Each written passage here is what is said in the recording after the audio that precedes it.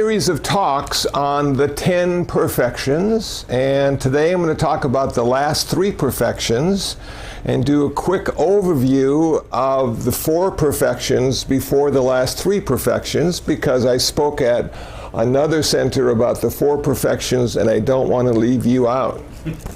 So what are the 10 perfections? These are the 10 perfections of Theravada Buddhism, not the 6 perfections of Mahayana Buddhism. Similar but not the same.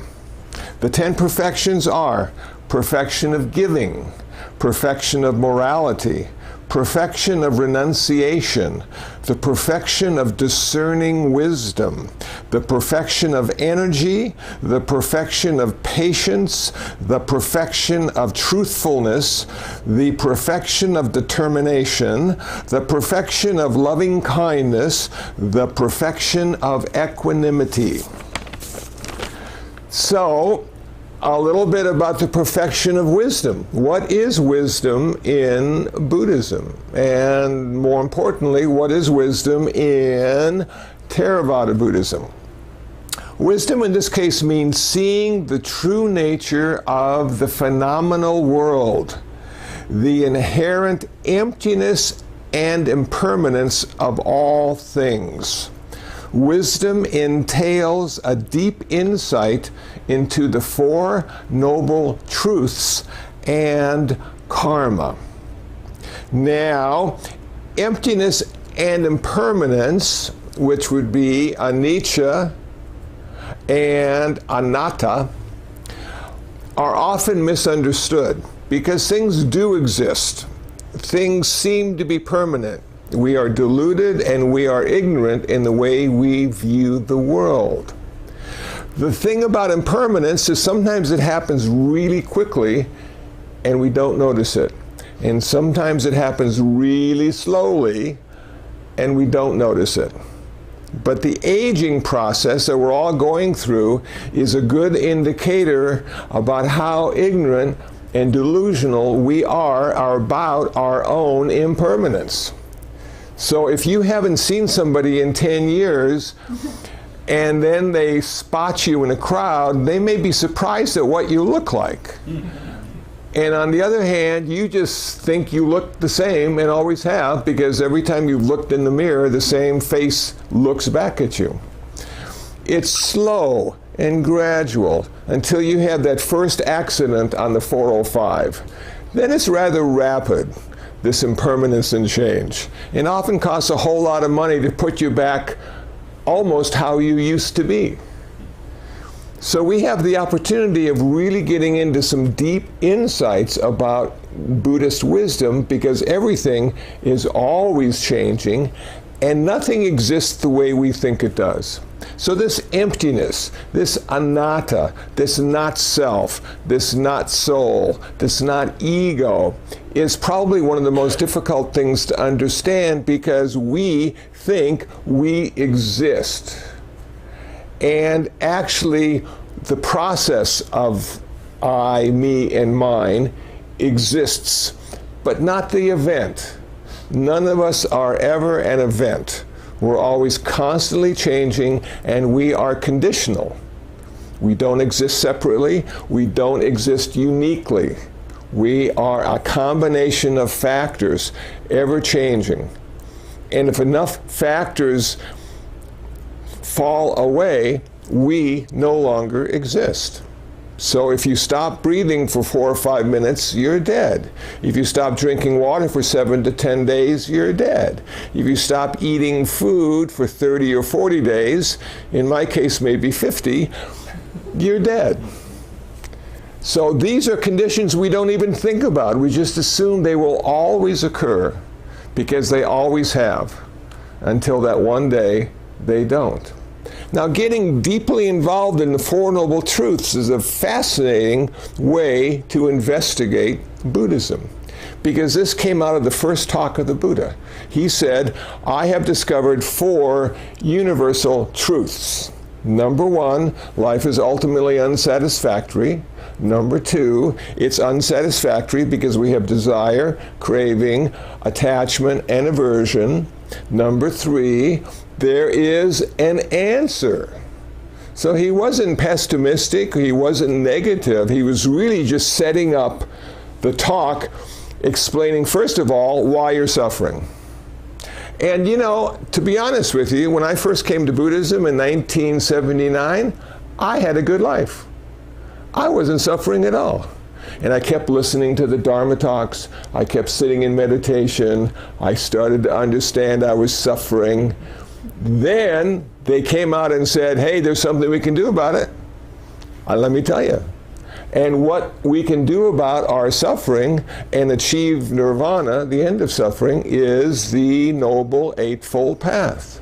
Right view, right intention, right speech, right action, right livelihood, right effort, right mindfulness, and right concentration. And those 8 path factors allow us to achieve our liberation, our freedom. And what you need to understand about achieving your liberation and freedom is you don't need to go to Vietnam to do it. Right here, right now. So many people I talk to are going to the ashram in India because the guru is there, and that's the key to their enlightenment. And it may be the case, but I have found enlightenment exists everywhere, all the time, and we don't find it, we realize it. So that means to me, it's always been there, but I've been too dumb and delusional to see it. And then I woke up one day, far, far in the future, maybe next lifetime, and then I realized, wow, I was already there. It's like being in LA and wanting to be in LA, and you're already in LA. And then you finally realize you're in LA and you don't want to be there anymore. So it's coming to grips with the idea that we are already there, we just need to wake up to the fact. Karma. Man, this is one of the most important concepts that we can use to make our life better, less suffering, more successful, and happier. It says to me that I'm in charge because what I think, say, and do affects my future. And if I'm skillful, if my karma is based in generosity, compassion, and wisdom, the outcome will be good. Good in the sense of less suffering. Good in the sense of closer to peace and happiness. So karma is the tool we can use to modify our life anytime we choose. But the secret in using karma to your advantage is to be aware that it starts with thought. Our thought leads our speech and action into the world. We are in charge. We don't need a guru. We don't need a divine being. We simply need awareness. Virya, translated as perfection of zeal, the perfection of enthusiastic effort, the perfection of energy. Virya can both be mental and physical. Character, spiritual training will ultimately benefit others. Now, to be honest with you, when I found Buddhism and realized that I was suffering and could find an end to that suffering, I was so excited that I talked to everybody I could find about Buddhism. And I would go on not just with sentences, but paragraphs and full pages of the reflections I'd been having the following week about how cool Buddhism was and how everybody had the opportunity to end their suffering if only they would listen to all the stuff I had to say. I lost a lot of friends along the way. Family members didn't answer the phone when I called. It was one of those things I had to learn the hard way, that the path of Buddhism was for me. It was my path. It was my suffering. I could find a way to end my suffering. But nobody else could end their suffering the way I'm ending my suffering because their suffering was different. They had their own unique suffering, and I just had my suffering. So this zeal and enthusiasm for Buddhism needs to be tempered.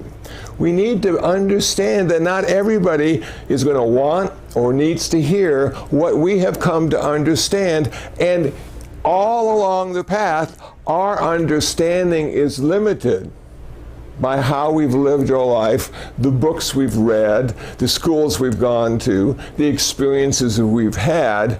And I look back 10 years and realize what I had to say then may or may not be relevant today, because I have 10 years more water under the bridge. And now I look at things a bit differently. And as you age, you're guaranteed to look at things a bit differently. So when you get to be 50 or 60 or 70 or 80, man, life changes, you know? And instead of looking far ahead into the future, you just want to have a good day today. Kshanti, patience and forbearance, the ability to endure personal hardship and having patience with others. And this, for me, has become rather difficult because I live in a very overpopulated area of the city called Koreatown. And I find myself going to Ralph's grocery store a couple times a week. And it's never empty. There are always people there. And because of the cultural differences in this neighborhood, nobody shops alone. I'm the only lone ranger there. Everybody else has 4 generations with them. And you get in line and there's 43 people. And there you sit. So my first inclination was to be the line policeman and line them up straight, make sure their food is on the conveyor belt and their cart is pushed forward. Expedite the process of purchasing a quart of milk. I gave that up because nobody listened to me, nobody cared. They resented me because I saw something they didn't, which was organization. So I just sort of sit there now and wonder why so many people have so many children. I have come to no satisfactory conclusion other than the universe demands it from us. So patience with yourself is one thing, patience with others is another thing, but both are wonderful opportunities to practice at any time in your day and any place. We have so many opportunities to practice Buddhism, to become perfect in patience and understanding, and it's our job to be aware of those times and places that are most beneficial for us to practice. The acceptance of truth, truth about suffering. See, I accepted that, and that's why I started to suffer. About yourself. Well, truth about yourself usually comes about 3:30 in the morning. And you sort of wake up and you go over what you did that day, that week, that month, that year, and you realize how many different ways you could have done it and been better. And yet for some reason, you just did what you normally do because you were programmed to do that through peer groups, education, family, personal experience. It's difficult to change. It's difficult to be another person. It's difficult to be a better person. And the truth can help, but truth is relative. Truth is relative. It depends on who's deciding what the truth is. Is it the group?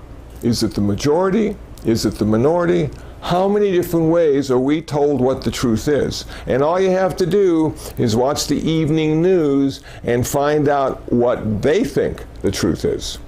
So as I look at the truth, I realize the truth is arbitrary and relative. Relative truth is going 55 miles an hour on the freeway because that's what the sign says. But it's arbitrary, because at one time it was 65, and sometimes it's 75. And who decides what the truth of that freeway is? Usually by committee. They're paid big bucks to do it. And we follow the truth by going 55. And if we don't follow the truth, we get a ticket, and it costs us money. So we know the truth is good, and we know the truth is right because it's cheaper to know it's good and right. But there's an ultimate truth as well, and the ultimate truth cannot be spoken. It can only be experienced. It can only be felt. So if somebody tries to tell you what the ultimate truth is, take it with a grain of salt, because your ultimate truth can only be experienced. And once it's formed into words, it becomes nonsensical. That's what's wrong with koans. Koans are designed to be a gate to the ultimate truth. But when you hear the koans and what they're asking you, it short circuits your brain, so your relative intellectual mind falls apart, and then the intuitive truth becomes obvious, but then there's no way to express it in any rational way. So in one koan, it might be, what's the sound of one hand clapping? And the answer is to put your shoe on your head. And the Zen master goes, yes, you're right. And everybody else in the room looks at you as if you're insane. But that's how ultimate truth is. Ultimate truth is designed to get past thinking and get you into the intuition. Get you into the intuition of your life. Okay, now we come to the last three. The last three. Number 8, perfection of determination. This is really hard, to be determined to do one thing your entire life. You know, I've been doing this for 40 years now.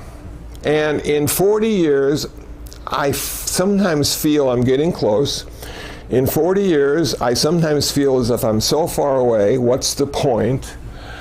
And it just seems like such an amazing challenge to wake up to the reality of your life. And yet somehow there's something in me that says, okay, all you got to do is do it one day at a time. And if that's too much, all you do is 1 hour at a time.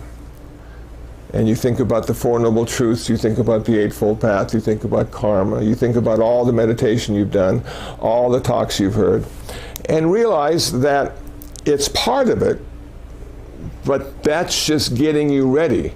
Those are creating the conditions necessary for you to become enlightened. And none of us know when it's going to happen. One of the famous Zen stories is a Zen master in Japan, and he'd been practicing many, many years, and one day he was sweeping the front, and one of the rocks he swept hit the wooden fence and made a sound, and that sound triggered his enlightenment. Now, he had no idea that that was the day or that was the sound. But what he did do was continue practicing. He had the perseverance necessary to have a practice, and realized until the practice turned into performance, he had something to do every day. The perfection of loving kindness. I don't know why it took so long for it to get here, but it's finally here, the perfection of loving kindness. A few thoughts on loving kindness. In Buddhism, love never stands alone. Doesn't work, because it usually gets translated into lust, which is fine, but that's not love. So love is always connected to kindness, which is the expression of love when you're a Buddhist. Okay? So, does loving kindness mean that only other people are loved and you're kind to? Well, the cool thing about the loving kindness practice is it starts with you. Always starts with you. Because you got to be kind to yourself in order to be kind to others.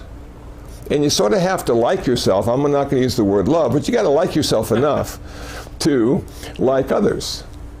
And this can be difficult for a lot of people, because sometimes when the other is in the room, you may not like them for whatever reason. Usually it's delusional and ignorance, and you don't understand enough to like everybody.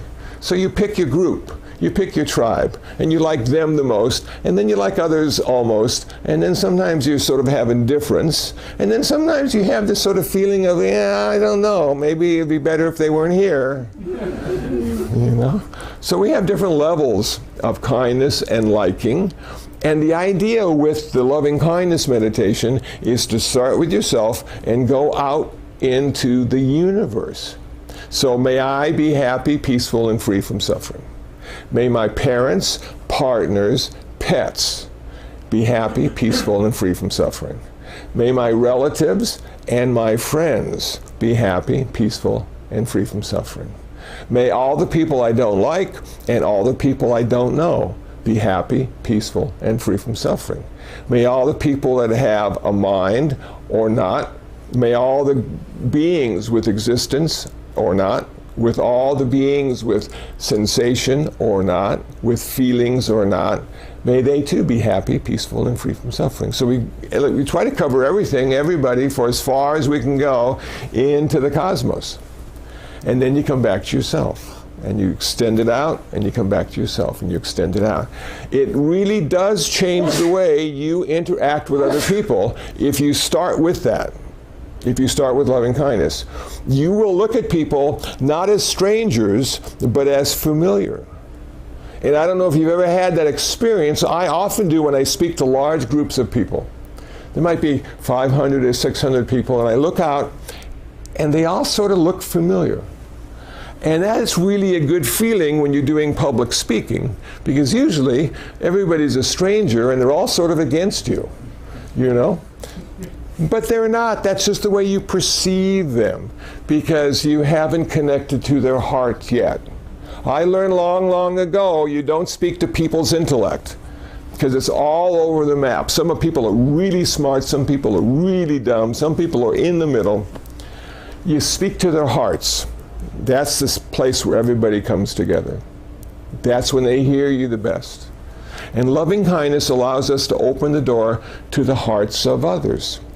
Now, a lot of people are confused about loving kindness as if it's giving permission to people to be jerks or take advantage of you or make your life just terrible. It doesn't give you permission to let people do that to you in any way. What it means is you have now learned skillfully how to say no with kindness. Not making them feel bad because they don't know what they're doing or how it affects you, but you simply say no with kindness. And if they want to borrow more money and they haven't paid back the other money they owe you, you simply say no with kindness. You don't resent them or hate them. So loving kindness is a tool we can use every day to make our life just a little better, because we look at everybody not as an enemy, but as a friend. Perfection of equanimity. Man, this is the heart of the matter. This is why we do what we do. It is one of the most important characteristics of nirvana. Equanimity. Perfect balance. Now, I was reading about this, and I loved what Bhikkhu Bodhi said about upekkha, equanimity. He said, upekkha is freedom from all points of self-reference. Freedom from all points of self-reference. So rather than using yourself as a reference point in your life, which we all do, because that's what we're taught to do, we use other reference points now. We might use the 5 precepts as a reference point. We might use compassion as a reference point, loving kindness as a reference point. We don't necessarily need to keep coming back to us, because when we start to understand the Buddhist path completely, we recognize the fact that we're not there and we're not who we think we are. Now, the most important point I'm going to speak about today, and might be the most controversial, but I'm going to do it anyway because that's the kind of guy that I am. A famous monk once said, Buddhist equanimity includes the ability to see everyone as equal. I disagree. I have never seen anything as equal at a relative level. In my life, when I go out into the world, all I see is the inequality. I see some really tall trees and I see some really short trees. I see grassy knolls and I see bare dirt. I see people with big cars and I see people with no cars. I see people with great hair and I see people with no hair. And I'm thinking to myself, equality is a myth. We don't even start off as equal, let alone end as equal. Some people have a lot of money when they die and their family gets to fight over it. Other people have no money when they die and the families don't even go to the funeral. It's like, wow, where does this equality come from? And if there is no equality, what is there? What takes the place of equality? And this is what I have come to conclude after 40 years of practice and perceiving inequality in every day of my life. That Buddhist equanimity includes the ability to see everyone is connected. We're all connected. We don't deny the diversity of the universe. The difference is what makes life happen. We're not all the same. We're never all going to become one, which I hear in every church I go to, because God is one. But the Buddha didn't come from a Jewish background with the one God. He came from India with the many gods, a hierarchy of gods, some really good gods and some really not so good gods, and a lot of them in between with some skill but not enough. And you look at this and you look at the cosmology of India and you look at equality, and where's the equality? What I see is I see diversity. I see the many. I see how the many are connected. And I've often said this before, when you achieve enlightenment, you don't end your suffering. But I think what you do see is how things are connected, which gives you a big advantage in your life. It's not going to reduce your suffering, but it may help to reduce the suffering of others, because you start to see how they're connected to the negative or the unskillful or the bad, and maybe you can help them break that connection and connect to the good and the useful and the skillful. Any way you look at it, you're going to be connected to something, someone, some circumstance your entire life. You will never stand alone and apart. Even if you have $100 million and buy that house on top of the hill and construct a giant fence with cameras on every corner, they will find you. You will be connected. The trash man, the electricity, the water. You're connected. You can't unconnect. You can't disconnect. Even if you live out in the Tules, and I know Sabota keeps posting all these pictures of cabins and lakes and forests. Even out there, you're connected. You got bears and squirrels and raccoons. You got a porta potty in the backyard. You got a well for water. You got kerosene lamps for light. You're still connected. You can't get away from it. So equanimity for me means to have perfect balance of mind in every situation, whether it be good, bad, or indifferent, because I'm connected to it in some way. I can't escape. And if I can't escape, I need to engage. Buddhism is about engagement. It's an important thing. We don't run away. We don't hide our head in the sand. We're part of everything, and everything is part of us. We are the community of the universe, and we're connected. So if somebody says everything is equal, I cringe. But being the skillful person that I am, I don't say anything. I just cringe. Now, one more point about equanimity that I need to bring up is the difference between equanimity and indifference. Because some people think indifference is a higher state of mind. But it is not a higher state of mind. You can be indifferent to food and die from starvation. You can have equanimity about food and look at it as medicine to keep you alive so you can practice Buddhism and achieve your nirvana. It's not about indifference. And it's not necessarily about caring either. You know, caring for the world. We've got to care for everybody. We've got to do all that. No, Buddhism doesn't go there. Buddhism says everybody suffers. You say, as a Buddhist, how can I help end the suffering? That's all. We're not there to change the world or change everybody. We're there to help people suffer less. And sometimes giving them a meal is helping them suffer less. Sometimes giving them a way to find shelter is a way to help them suffer less. But our job is not to save the world.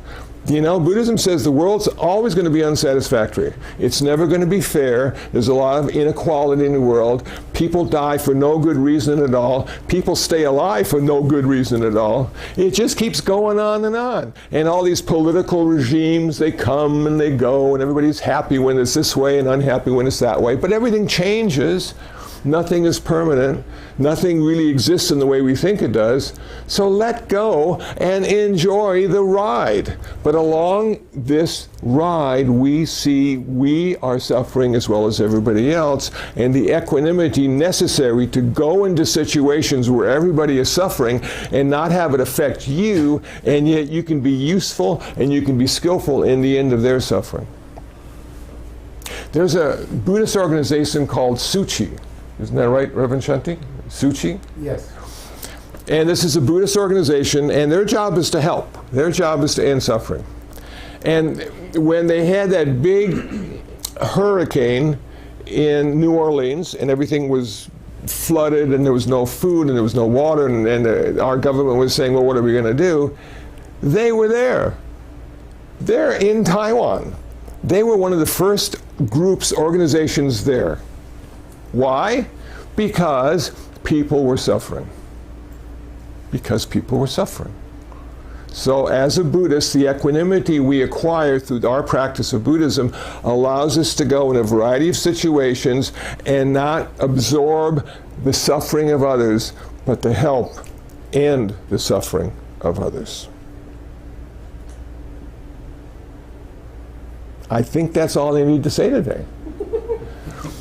So those are the 10 perfections. One more time. The 10 perfections. Perfection of giving. That'll be coming up soon. We're going to pass the perfection of morality, the perfection of renunciation, the perfection of discerning wisdom, the perfection of energy, the perfection of patience, the perfection of truthfulness, the perfection of determination, the perfection of loving kindness, the perfection of equanimity. Let it never be said that Buddhists have nothing to do. We got so much to do. Does anybody have any comments or questions on what I've said?